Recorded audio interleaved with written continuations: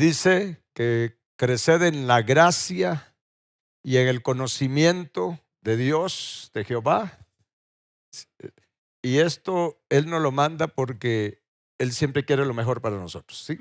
Segunda de Pedro capítulo 3 versículo 18 dice: antes bien creced en la gracia y en el conocimiento de Dios. Y hemos entendido que gracia, entre varias cosas, significa gratitud. Diga conmigo, gratitud. Tenemos que crecer en gratitud para Dios, para su gobierno, para su soberanía, para lo que Él es, y también crecer en el conocimiento de Él. Y la palabra conocimiento no se refiere a un conocimiento teórico. La palabra conocimiento se refiere a una experiencia, conocerlo por experiencia. Y eso nos hace ser uno con Él. Y estamos trabajando en esto, de esas dos cosas, estamos trabajando el lado de la gratitud, porque debemos de crecer en gratitud, hermanos. La voluntad de Dios es que su reino se establezca en cada uno de nosotros, sabiendo y entendiendo, de acuerdo a Romanos capítulo 14, versículo 17, que el reino de Dios no consiste en cosas materiales solamente, no consiste en comida ni en bebida, dice ahí en Romanos 14, 17.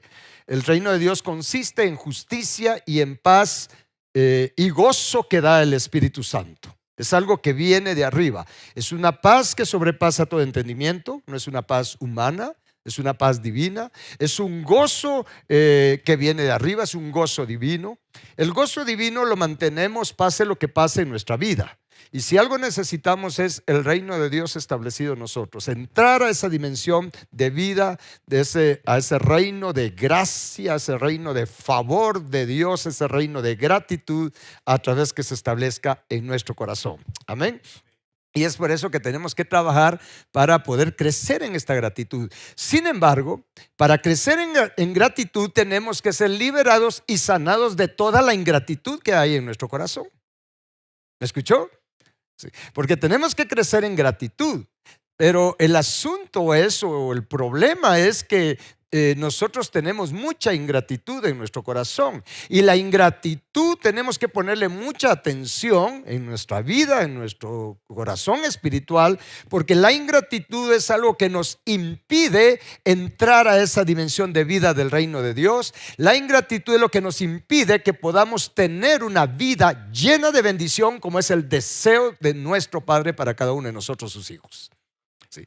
La ingratitud hay que quitarla de nuestro corazón para poder entonces tener una vida llena de bendición.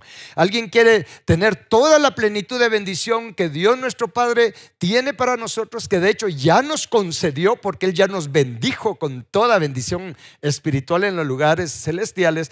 Pero para que toda esa bendición nos alcance, sea una realidad en nuestra vida, la llave para ello es la gratitud. Crecer en gratitud, y para ello hay que sacar la ingratitud de nuestro corazón. ¿Está claro esto? ¿Sí? Es más importante de lo que usted y yo nos imaginamos el asunto de la ingratitud. La ingratitud, escuche bien, estas son enseñanzas que vamos a estar dando. Hoy empiezo con esta serie vamos a conocer 24 grados de ingratitud que tenemos en nuestro corazón. Y si los trabajamos, vamos a crecer en la gracia, vamos a crecer en gratitud. Y a medida en que vamos desalojando estos grados de ingratitud que hay en nosotros, en esa medida usted y yo vamos a ir experimentando una vida llena de bendición. Esto es poderoso. Esto es poderoso. Nuestra vida tiene que cambiar. O cambia o cambia. Porque el cristianismo, de eso se trata. No se trata de una religión, no se trata de una tradición bonita de venir a la iglesia los domingos, entre semana, cantar un rato, escuchar una prédica y entre semana estar en ese trajín de trabajo. Mira, el cristianismo no se trata de eso. El cristianismo se trata de un proceso de transformación de nuestro carácter.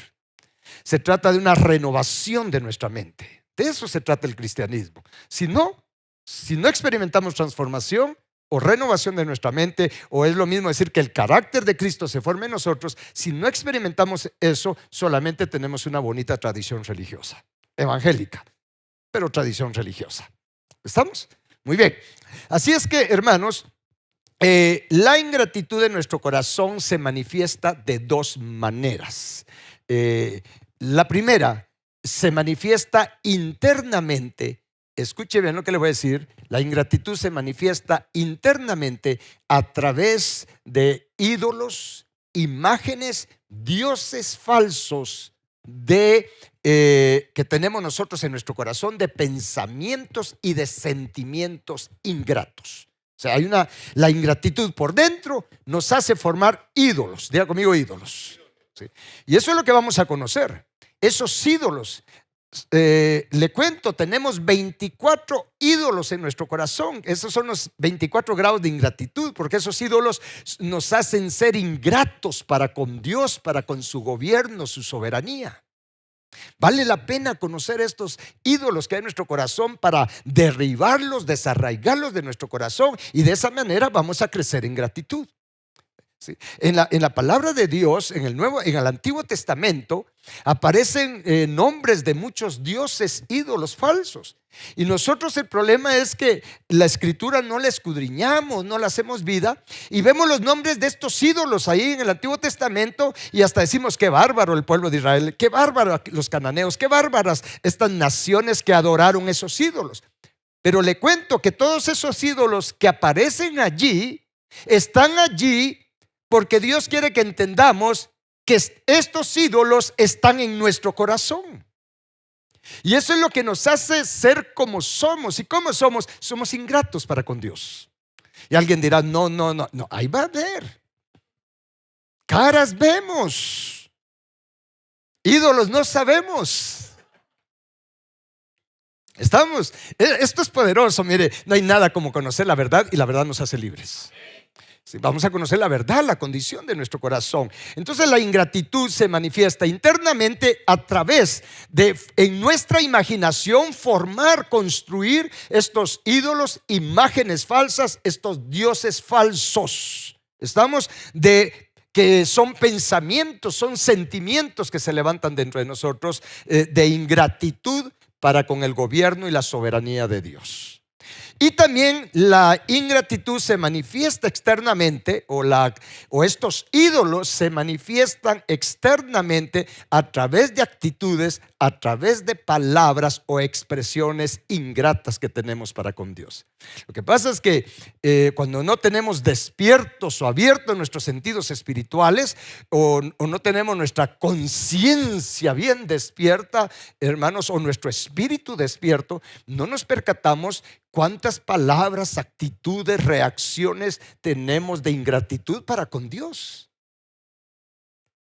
Y eso es lo que mire, el problema es que eso nos cierra la puerta, nos impide tener una vida llena de bendición. Entonces creo que es sabio el hecho de conocer esto y hacer algo por ello. ¿Estamos? Para que nosotros podamos tener la vida que Dios quiere que tengamos. Hay unos síntomas bien claros que nos enseña la palabra de Dios que tenemos ingratitud, porque todos tenemos ingratitud, cristianos y no cristianos. Este es un problema parejo de la humanidad. Parejo, todos tenemos estos 24 ídolos de ingratitud en nuestro corazón.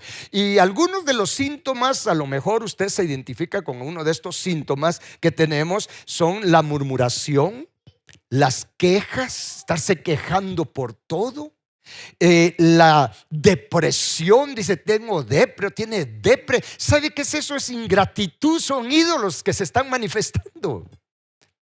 Es por eso que Jesús dijo: miren, no juzguen a nadie, principalmente, bueno, no dijo así Jesús, pero yo sí le voy a decir: no juzguen a los católicos. Es que mire, ellos tienen ídolos, tienen, ¿cómo llaman esas cosas? Imágenes. Sí, pero eso solo muestra lo que hay dentro del corazón de todos los seres humanos. Solo que allá les dan forma con las manos, aquí solo los manifestamos. Pero todos somos idólatras. Porque estos 24 grados de ingratitud es la idolatría que nosotros tenemos. Es por eso que cuando Jesús habló de las maldades que hay en el corazón, cuando Él dice en Marcos 7, 21 al 23, porque de dentro del corazón salen, dice, y empieza con los malos pensamientos, habla de los adulterios, las fornicaciones, termina con la insensatez. Pero de esas maldades algunas las menciona en plural. Y, por ejemplo, dice los malos pensamientos, los hurtos, y dice las idolatrías, las avaricias, Habla en plural. Hay muchos tipos de adulterio, de avaricia espiritual, natural, de todo tipo. Y dentro de la idolatría, miren hermanos, hay diferentes tipos de idolatría: espiritual, natural. Esto es algo bien tremendo, y debemos de conocerlo y entenderlo para que nosotros podamos ser liberados y sanados. ¿Estamos? Muy bien. Entonces, esos síntomas nos pueden decir si, mejor dicho, no nos pueden decir si tenemos o no, porque que tenemos estos ídolos ídolos de ingratitud. Ídolos de ingratitud que se manifiestan con desánimo. ¿O no han experimentado ustedes desánimo, depresión, enojo, molestia? No quiero saber nada de nada. ¿No le ha pasado a usted que no quiere saber nada de nada? ¿O solo a mí? No os hagáis. ¿Sí? Cuando estamos con esas actitudes, no quiero saber nada de nada, ¿sabe qué es eso? Es un síntoma de toda la ingratitud que tenemos en el corazón. Estamos molestos, enojados. Y alguien dirá: no, yo no estoy enojado con Dios, solo con las personas. No, todo enojo que tenemos es en contra de Dios, al final de cuentas. ¿Sí? El asunto es que no lo reconocemos por el primer ídolo que vamos a ver hoy. Esto se trata de liberación y sanidad, no solo de saber.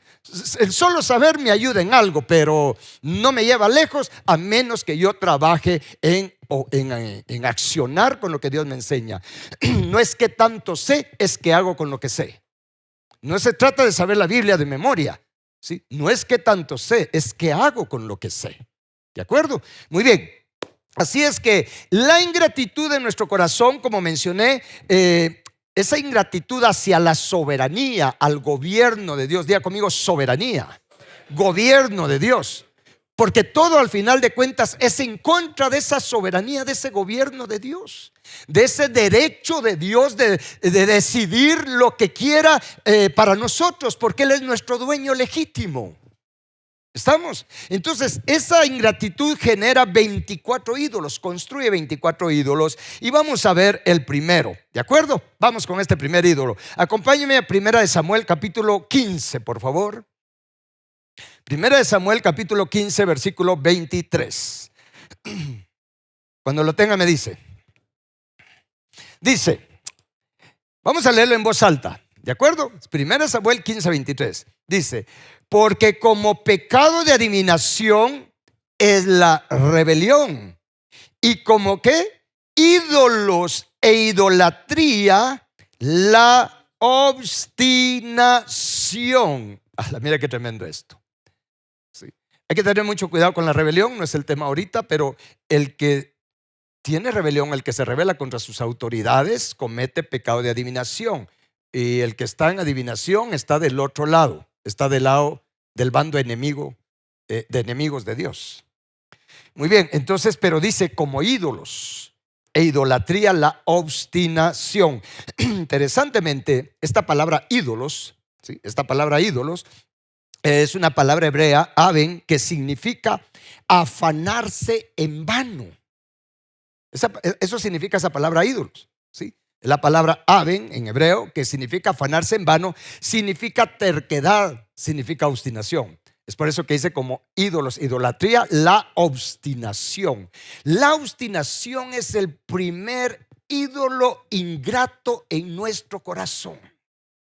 La obstinación, hermanos, es algo que nos mete en muchos problemas. La obstinación es algo que nos causa tanto daño porque nos cierra las puertas o las ventanas o lo que usted quiera llamarle de los cielos. Y no nos damos cuenta cuán obstinados, cuán tercos somos. Dije, somos, miren, no tenemos idea de cuán tercos somos. Fíjese que la palabra obstinación significa, tiene varios significados, pero el que a mí bueno, es el primer significado, y me gusta mucho porque de verdad me causa no sé qué cuando veo ese significado de obstinación, pero significa picotear, ¿sí? Picotear. ¿Y usted conoce a alguien que está tan insistente, obstinado en algo? Pero normalmente es una obstinación perversa, ¿sí? Significa picotear, ser tedioso. Insistir significa también porfiar, y porfiar significa discutir de una manera obstinada. Entonces, mis hermanos, el primer ídolo que usted y yo tenemos que derribar, desarraigar de nuestro corazón para crecer en gratitud, el primer ídolo ingrato es la obstinación. Diga conmigo, la obstinación. Y tenemos que trabajar en ello. Fíjese que este ídolo de la obstinación causa varias cosas en nosotros, varias reacciones, varias actitudes, varios sentimientos o pensamientos. Yo le voy a mencionar algunos. Este ídolo es lo que nos hace empecinarnos en nuestra opinión, aunque nosotros sabemos que estamos hablando contrario a la verdad. Es esa cosa de obstinarnos, de no dar nuestro brazo a torcer. Yo digo es rojo, y aunque los demás me digan que es verde, sí, pero como yo dije que es rojo, rojo tiene que ser, aunque yo sé que no es así, pero yo no voy a dar mi brazo a torcer.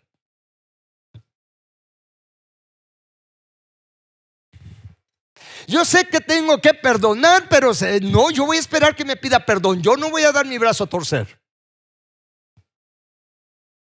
Y entonces en las parejas se acuestan de espalda a espalda. Yo sé que ustedes no saben qué es eso, pero sí. Mire, esta obstinación es la famosa ley del hielo. ¿Cuántos saben que es la ley del hielo? Sí. Con cara de limón. Con cara de limón, pero no doy mi brazo a torcer. Ese es un ídolo ingrato que está peleando en contra del gobierno y la soberanía de Dios, porque al final de cuentas este ídolo es el que nos hace resistirnos. Escuche lo que le voy a decir, porque esta es la esencia. Nos hace resistirnos a reconocer que Dios es soberano sobre todas las cosas que suceden, ya sea placenteras o dolorosas. Dios es soberano, Él tiene el control, Él todo lo oye, todo lo sabe, todo lo conoce, todo lo ve. ¿Cuánto lo creen? Pero nosotros nos empecinamos con que la otra persona tiene la culpa de mis desgracias, de mis problemas. No reconozco la mano de Dios detrás de las personas. Y entonces, mire, esta es otra actitud a la que nos impulsa este ídolo de la obstinación. Esa actitud de persistir en estar culpando a los demás por nuestras desgracias, por nuestros problemas, y nos resistimos a reconocer que es Dios el que está permitiendo esas situaciones. Es Dios quien está detrás de nosotros, queriendo mostrarnos lo que hay en nuestro corazón.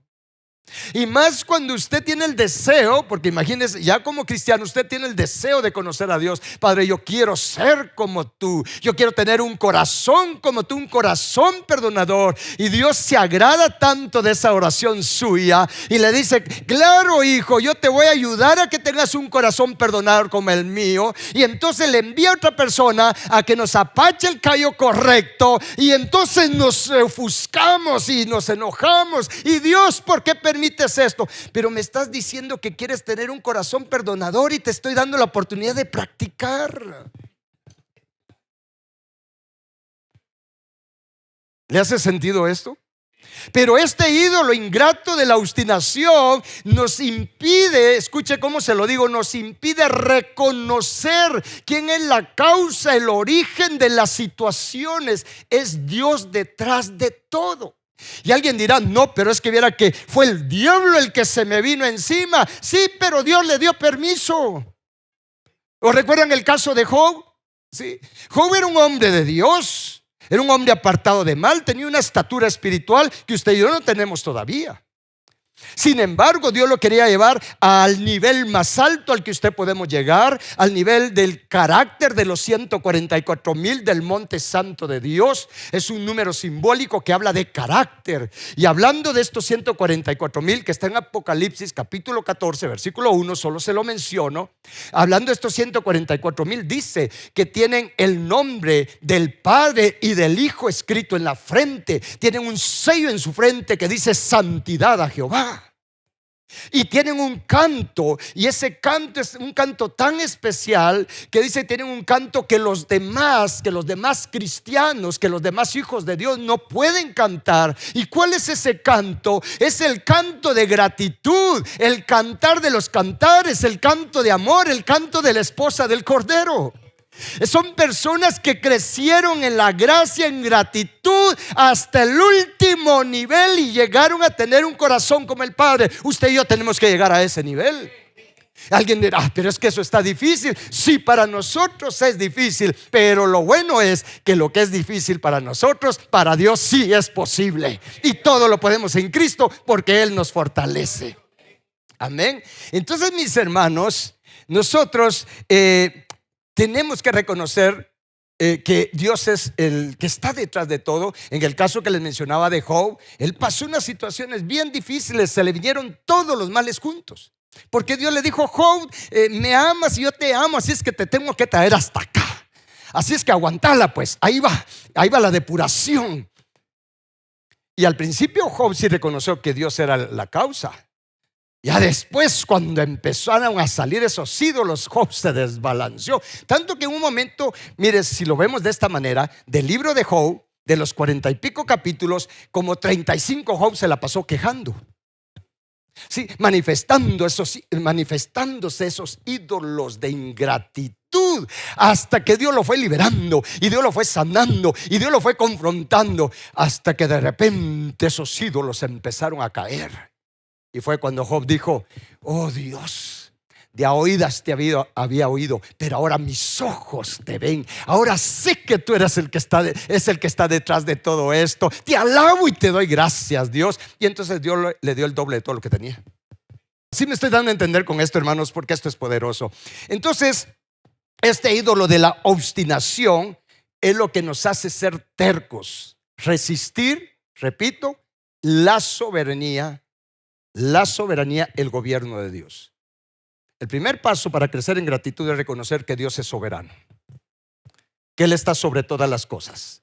Si de verdad lo llegamos a creer en nuestro espíritu, créame que ese es el antídoto o es la vacuna para dejar de estarnos quejando. Para hablar en términos de estos tiempos, ¿verdad ustedes? Es para dejar de estarnos quejando y reprochando y echándole la culpa a los demás. No, hay que reconocer que Dios es soberano. Es por eso que se nos pide que demos gracias en todo. ¿Por qué? Porque Dios está detrás de todo. Y a los que son agradecidos, Dios hace que todo obre para bien. Amén. Los que son desagradecidos o cuando somos desagradecidos, las cosas no van a obrar para bien. ¿Estamos? Hay que entender la palabra de Dios. Muy bien. Así es que, mis hermanos, para que podamos comprender un poco mejor y reconocer, aprender lo que la palabra nos enseña de esta soberanía, de este gobierno de Dios, acompáñeme a Lamentaciones capítulo 3, versículo 37. Porque tendemos nosotros a estar pensando que los demás tienen la culpa, que Dios jamás nos podrá mandar algo. Mire, cuánta gente piensa que Dios no nos puede mandar el mal, o una aflicción, o una desgracia. Es que por falta de conocimiento el pueblo está en miseria. Pero a ver qué dice la palabra de Dios. Lamentaciones capítulo 3, versículo 37. Dice, ¿quién será aquel que diga que vino algo que el Señor no mandó? Es una pregunta, ¿sí? ¿Quién será aquel que diga que vino algo? O sea, que nos vino algo que el Señor no mandó. Y luego hace otra pregunta, ¿de la boca del Altísimo no saldrá malo y bueno? Vean qué tremendo. Y fíjense que esta palabra malo no significa maldad, no es maldad. Hay que distinguir en la Biblia cuando habla de mal, ¿sí? de maldad, y habla de mal. El mal es una palabra hebrea que significa adversidad, aflicción, dolor y calamidad. Y la palabra bueno significa abundancia, bienestar, agradable, significa placer. Entonces podemos leer acá, por ejemplo, la última parte de este versículo, podríamos leerlo de esta manera. ¿Acaso de la boca del Altísimo no saldrá adversidad, aflicción, dolor y calamidad para nosotros? ¿Y no saldrá de él también abundancia, bienestar, cosas agradables y placer para nosotros? Es que esto nos lleva al principio de la palabra de Dios, al Génesis. ¿Se recuerdan que el Padre es el árbol de la ciencia del bien y del mal? Pero cuando se habla que el Padre es el árbol de la ciencia del bien y del mal, mal no es maldad. Mal es adversidad. Dios es el árbol. En otras palabras, Él es el que decide qué nos tiene que dar para nuestro bien, para podernos restaurar a su imagen. Él tiene dos lados: el lado donde Él puede enviarnos calamidad, adversidad, dolor, pero también tiene el lado del bien, donde Él nos da cosas agradables, placenteras, bienestar. Y le tengo noticias: el camino de regreso al Padre, el camino de regreso a nuestra casa, porque allá está nuestra casa, porque nuestra ciudadanía no es de esta tierra, nuestra ciudadanía está en los cielos, de donde también esperamos a nuestro Salvador y Señor Jesucristo. ¿Cuánto lo creen?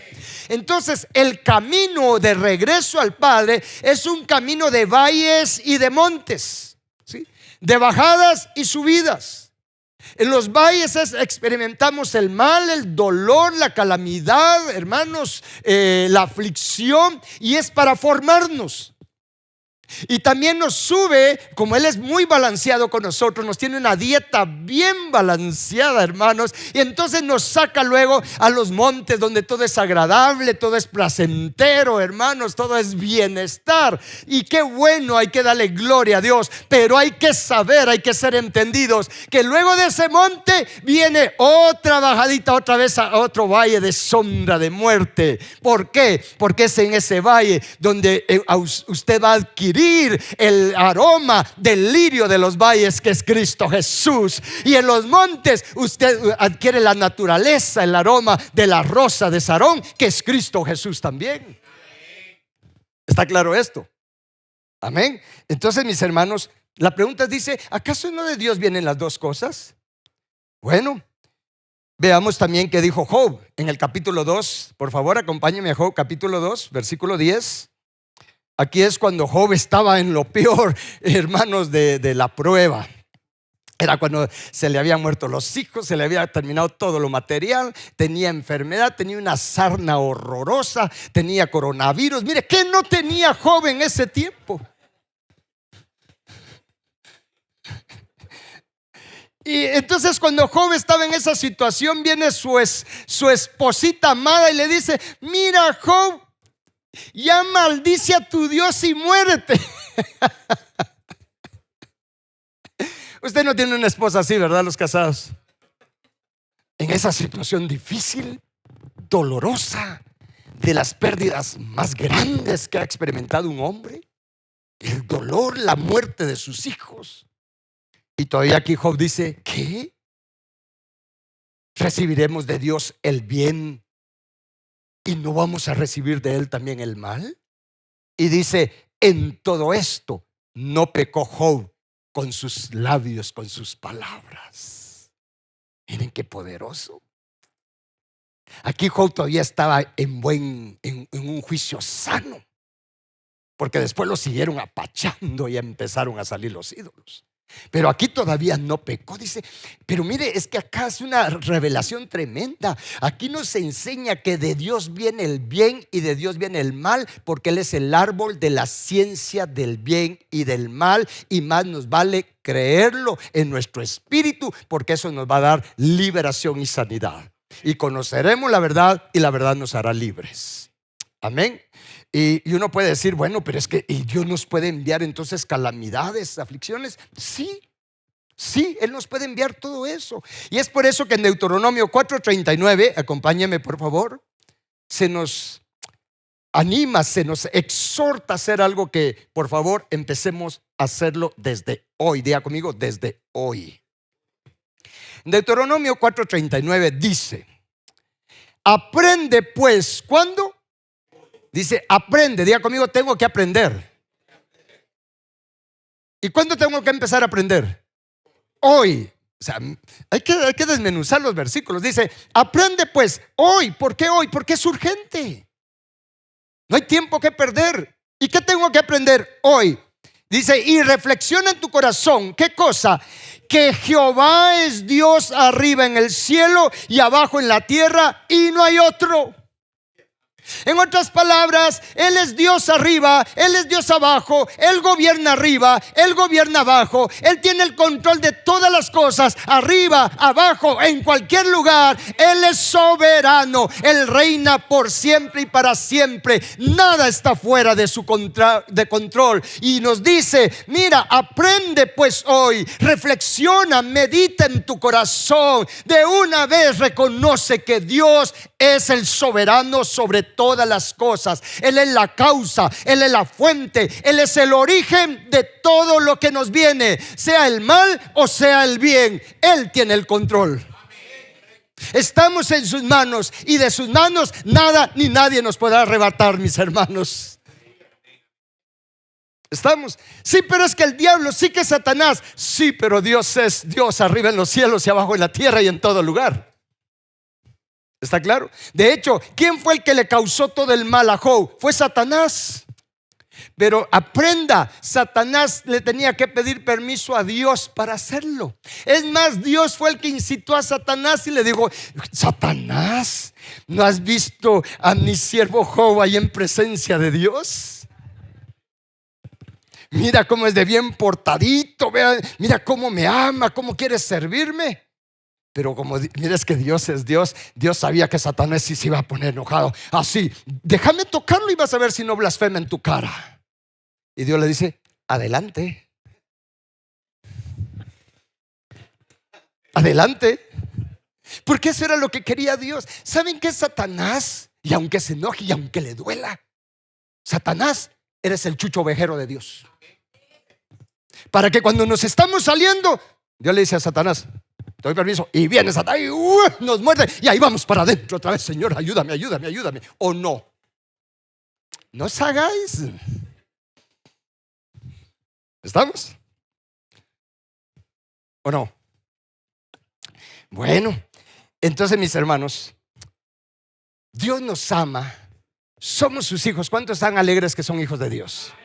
Dice en el Evangelio de Juan que Él nos ha dado la potestad de llamarnos hijos de Dios. ¿Cuántos se alegran por eso? Somos hijos amados de Dios. Levante la mano. ¿Cuántos están gozosos que son llamados hijos de Dios del Altísimo? Bueno, ¿qué hace Dios con sus hijos, con los que ama? Acompáñeme por favor a Hebreos capítulo 12, versículo 6. ¿Estamos aprendiendo?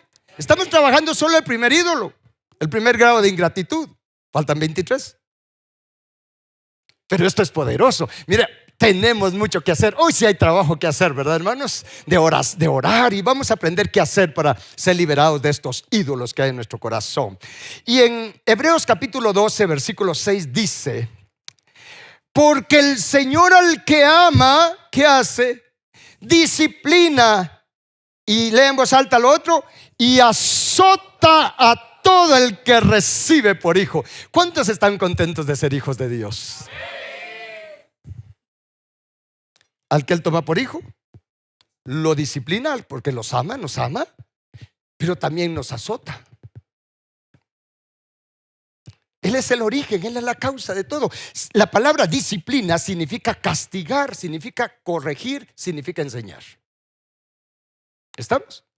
Y la palabra azota, escuche bien lo que significa esta palabra azota. Significa látigo, significa flagelar, pero especialmente significa enfermedad, significa plaga. Oh, esto tiene que cambiar ya nuestro entendimiento. Dios al que toma por hijo, por supuesto, Él sabe cómo corregir. Él sabe qué dosis darnos de medicina para enderezarnos, para enderezar lo que está torcido en nosotros, para reparar lo que está arruinado en nosotros, hermanos. Él sabe hasta dónde darnos o qué darnos para podernos enderezar. Y parte de lo que Él utiliza, de acuerdo a la palabra de Dios, de acuerdo al significado de esta palabra en griego, de esta palabra azotar, significa enfermedad, significa plaga. Él permite enfermedades, Él permite todo ese tipo de cosas porque Él nos ha tomado como hijos y nos quiere enderezar, nos quiere corregir. Es por eso, mis hermanos, que miren, de verdad, conocer la verdad nos hace libres. Porque el problema es que cuando no reconocemos, escuche bien, el gobierno y la soberanía de Dios, cuando no la reconocemos, hermanos, cuando nos viene la calamidad, cuando nos viene la enfermedad, cuando nos vienen las plagas, entonces entonces se levanta este ídolo dentro de nosotros, la obstinación. Y nos obstinamos, hermanos, en creer que, mira, aquí suceden dos cosas. Una, o nos resistimos a creer que Dios es el que tiene el control y el que está permitiendo esto que me está pasando, ya sea enfermedad, calamidad económica, familiar, de lo que sea. O me resisto a creer que Dios es el que lo está permitiendo. O también puedo tomar la actitud ingrata de creer, ¿sí? y de aceptar que Dios lo está permitiendo, pero pienso que no es justo lo que Él está permitiendo en mi vida.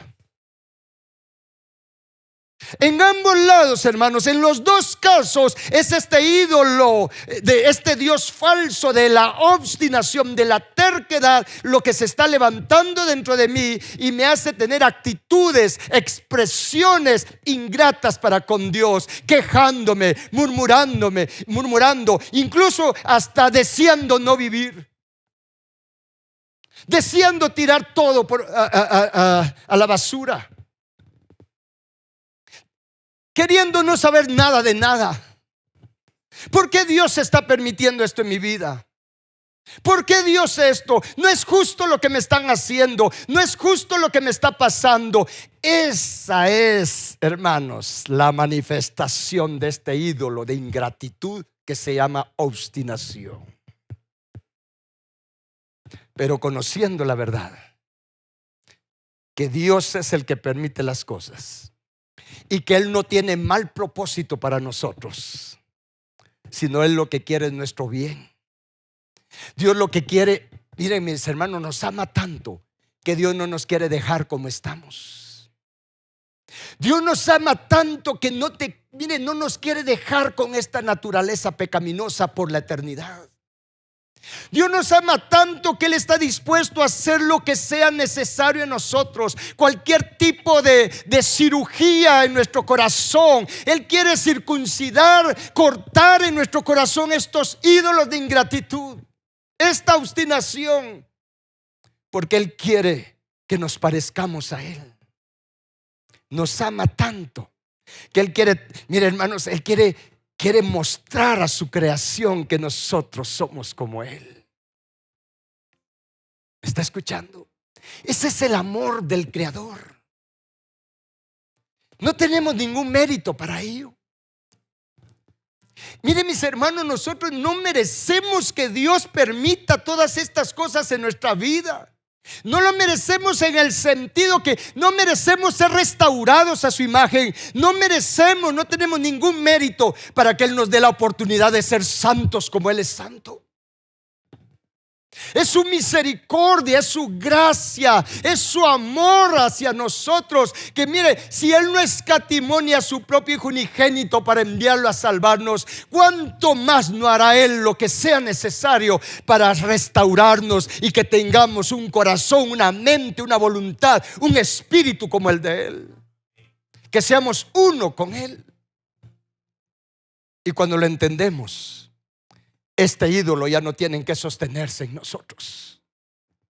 Este ídolo de la obstinación se va a caer, porque vamos a aprender que en medio de la enfermedad, en medio de la calamidad o en medio de cualquier situación, vamos a poder decirle: Padre, te doy gracias, porque está escrito que demos gracias en todo. Padre, gracias por permitir esta enfermedad. No le doy gracias por la enfermedad en sí. Gracias por permitir esta enfermedad. Gracias porque tú quieres trabajar en mi corazón. Un buen propósito tienes en mí, Padre. Gracias por preocuparte por mí. Gracias por darme la oportunidad de reconocer mi necesidad de ti, Padre eterno. Mi necesidad de buscarte. Mi necesidad, Señor, de humillarme bajo tu poderosa mano para que tú me puedas levantar en una vida nueva. Me estoy dando a entender con esto. Es el amor, la misericordia y la gracia de Dios. Es por eso que se nos aconseja: aprende hoy, reflexiona, medita en tu corazón que Jehová es Dios en todos lados. Amén. Él es la causa, Él es el soberano de todas las cosas placenteras y dolorosas, agradables y desagradables. Él es la causa, Él es el soberano. ¿Está claro esto? Es una verdad dura, pero es la verdad. Y eso nos va a librar de estar murmurando, de estarle echando la culpa a las demás personas. Créame que cuando es derribado este ídolo de la obstinación, de la terquedad, es cuando en lugar de culpar a los demás, le vamos a dar gracias a Dios. Padre, gracias por esta persona. Padre, me está causando dolor, me está haciendo la vida imposible, pero gracias porque me estás mostrando lo que hay en mí, de lo que soy capaz, de estos deseos malignos que se levantan dentro de mí. Porque la realidad, Padre, es que yo quisiera, Señor, que a esta persona le pasara esto, esto y esto y esto, y yo verlo y que me pueda ver y yo reírme en su cara. ¿O no? Dile: Señor, perdóname. ¿Qué hacer para ser liberado de todo eso? Le voy a decir 3 cosas que las vamos a usar para este primer ídolo y para todos los otros 23. 3 cosas. Número 1, tenemos que reconocer nuestra condición. Reconocer que tenemos este ídolo, esta terquedad, esta obstinación. Arrepentirnos, pedirle perdón. Porque está escrito en 1 de Juan capítulo 1 versículo 9, dice que si confesamos nuestros pecados, Él es fiel y justo para perdonar nuestros pecados y limpiarnos o liberarnos de toda maldad. ¿Me lo pueden poner en pantalla, por favor? 1 de Juan capítulo 1 versículo 9. Yo sé que usted conoce este versículo, pero póngale más atención en este momento. Si confesamos nuestros pecados, Él es fiel y justo para perdonarnos. Pero no solo perdonarnos, porque eso es lo interesante, no solo perdonarnos, sino limpiarnos o liberarnos o quitar de nosotros, cortar de nosotros toda maldad. Eso es lo que nos cambia. No solo que nos perdone, sino que Él corte, que Él quite de nosotros. ¿Qué es esa maldad? Estos ídolos. ¿Estamos? Paso número 2. Debemos de renunciar. Diga conmigo: tengo que renunciar a estos ídolos, a esta ingratitud. En este caso, renunciar a la obstinación.